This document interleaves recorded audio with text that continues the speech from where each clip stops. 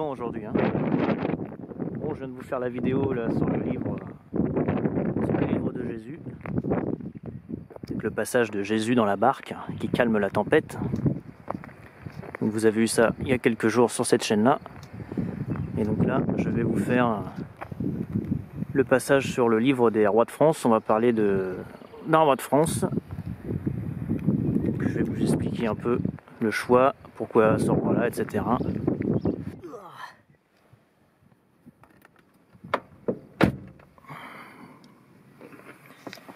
Allez, c'est parti pour le livre sur les rois de France. Celui-ci, que vous connaissez maintenant.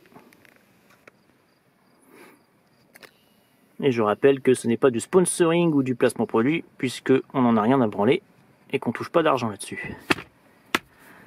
Allez, à tout de suite.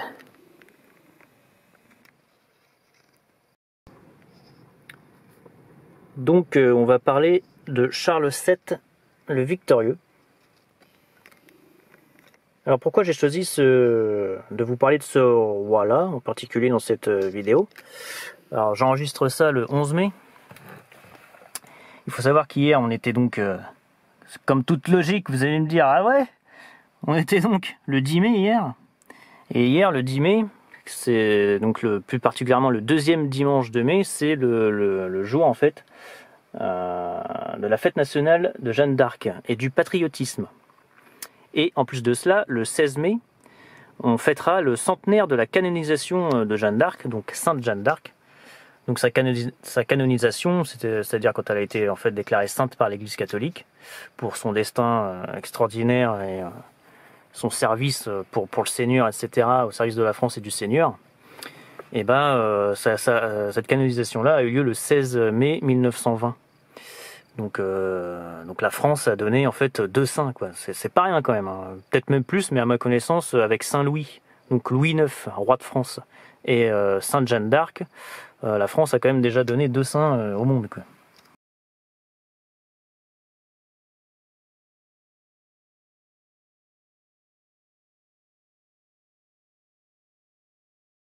Pour dire de la destinée du pays qu'on appelle la fille aînée de l'Église, le pays aux 1000 clochers, qui pour l'instant est bien tourmenté par la République et la perte de foi de la population. Une période de bas dans des cycles, enfin bref, on a parlé de ça souvent. Il y a des cycles de haut et de bas, il y a une histoire, il y a une évolution de l'humanité, etc. On est malheureusement dans une phase de bas. Est-ce qu'on sera bientôt dans une phase de haut? Est-ce qu'une autre équivalente à Jeanne d'Arc arrivera? Est-ce qu'une personne au destin providentiel arrivera pour nous débarrasser de tout ce bordel? À voir. En tout cas, en attendant, voilà ce que l'on vit. Donc je voulais faire, comme on est un peu dans la semaine de Jeanne d'Arc, là, je voulais faire une vidéo sur un roi de France contemporain de Jeanne d'Arc, donc Charles VII le Victorieux, donc qui a vécu au moment où a vécu Jeanne d'Arc et où Jeanne d'Arc est intervenue. Alors le contexte, avant de vous parler du passage sur ce roi, je vous parlais un peu du contexte. Alors en fait, il faut savoir qu'on est en pleine guerre civile en France. La France est divisée en 2 quasiment, pour résumer. Donc une guerre entre les Bourguignons et les Armagnacs. Et en plus de ça, on est en pleine guerre de 100 ans avec donc une occupation anglaise. Les Anglais occupent un territoire qu'on appelait avant Guyenne, qui est en fait dans le sud-ouest, et ils occupaient aussi la Normandie, c'est-à-dire ce que vous voyez ici. Les Anglais occupaient donc une très très grande partie, pour ne pas dire quasiment toute la Normandie. À cette époque-là, donc on est dans une époque quand même très tendue en France, très désespérée.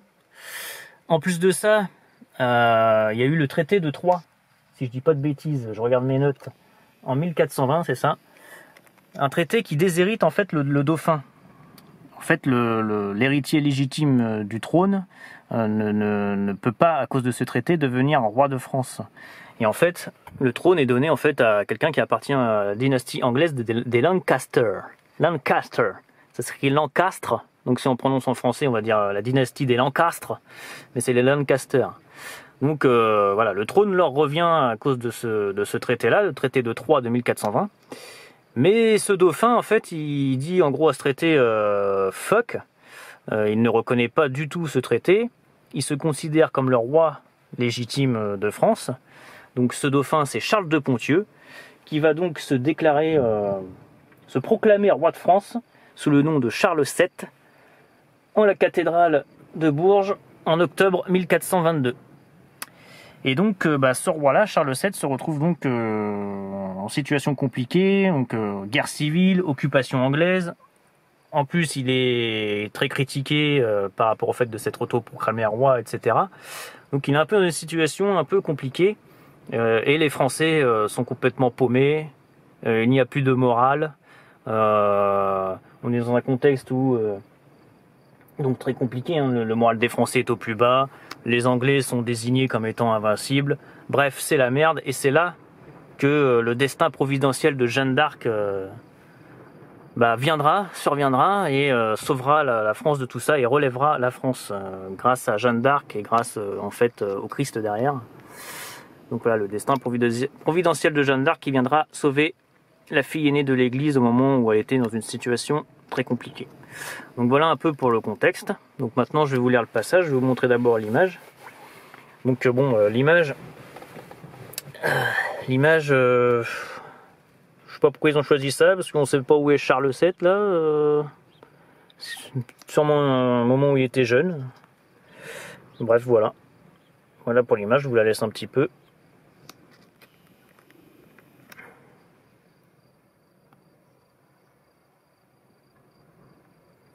Donc voilà. Et je vais vous lire maintenant le passage. Allez, c'est parti. Charles VII, le victorieux, né en 1403, il règne de 1422 à 1461. Charles, duc de Touraine et troisième fils de Charles VI, devient dauphin à la mort de son frère Louis en 1417. Dans une France divisée en deux par la guerre civile, Charles est proche des Armagnacs, faction opposée aux Bourguignons. Aussi, quand le duc de Bourgogne Jean, sans peur, entre dans Paris en 1418, Charles se replie-t-il sur Bourges. Le meurtre du duc de Bourgogne en 1419, longtemps perçu comme une faute de la part de Charles, a été commandité par le petit Armagnac qui craignait un rapprochement entre le dauphin et les Bourguignons. Il débouche sur le traité de Troyes en 1420, qui déshérite Charles, le soi-disant dauphin.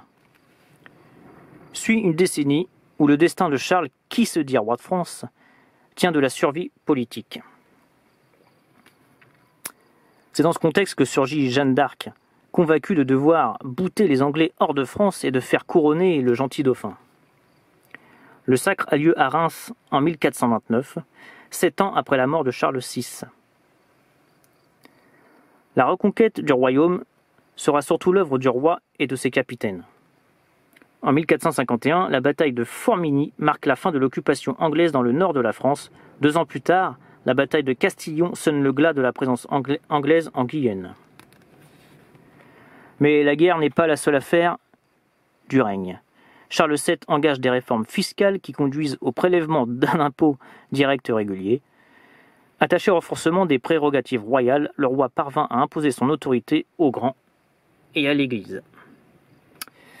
Donc voilà pour ce passage résumant et parlant un peu de Charles VII le victorieux.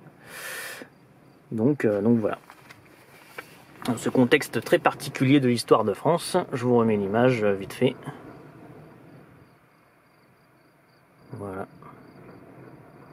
Charles VII. Il revient de loin lui. Hein. C'était pas gagné son histoire, mais ça, il a réussi à s'en sortir, le bougre. Bon voilà. Donc j'en ai fini pour ces 2 passages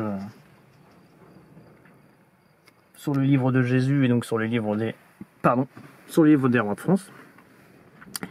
J'espère que ça vous a plu, j'espère que j'ai un peu fait évoluer ces vidéos-là. Maintenant, plutôt que de vous lire bêtement les passages, j'essaye un peu de vous raconter. J'ai pris des notes, etc. pour essayer un peu de préparer les choses avant et de vous raconter un peu les choses avant de vous lire les passages. Donc dites-moi ce que vous en pensez en commentaire. C'est la chaîne secondaire, donc elle est un peu moins vue que la chaîne principale. Donc n'hésitez pas à partager le contenu, n'hésitez pas à commenter, n'hésitez pas à mettre un pouce bleu. Ça permet de faire jouer les algorithmes de YouTube. Et voilà, si vous mettez des commentaires pertinents et intelligents, plus les pouces bleus, et si vous partagez autour de vous à quelqu'un que ça pourrait intéresser, et ben ça permet un peu de faire jouer les algorithmes et donc d'augmenter la visibilité. Alors non pas qu'on veut faire ça parce qu'on veut plus de pognon ou parce qu'on a de l'orgueil et qu'on veut être populaire. De toute façon, si on voulait être populaire, on ne ferait pas des vidéos sur la foi, sur la géopolitique, sur des choses existentielles, etc. On ne ferait pas des vidéos sur des livres de Jésus ou sur des livres de roi de France. Voilà. Si on voulait vraiment le succès, être populaire ou faire du pognon, c'est pas ça qu'on ferait.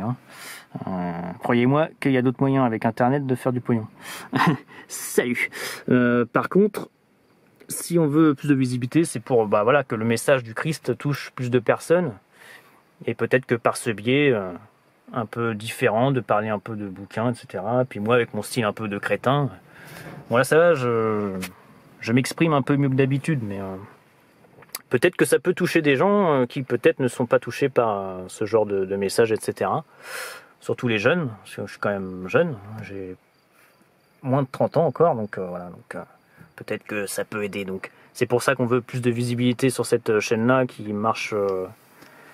C'est une chaîne secondaire, donc ça va, mais elle marche moins que la seconde, donc ça serait bien que ce contenu puisse toucher plus de gens. Donc voilà, n'hésitez pas à partager. Par contre, niveau pognon, si vous voulez nous soutenir et si vous appréciez notre travail, on a une page Patreon. Donc vous pouvez nous faire des dons là-bas et il y a aussi des vidéos exclusives en avant-première sur Patreon. Donc voilà. Bon c'est tout. C'est le déconfinement, je vais me balader un peu. Et je vous dis salut et je vous dis soyez bénis.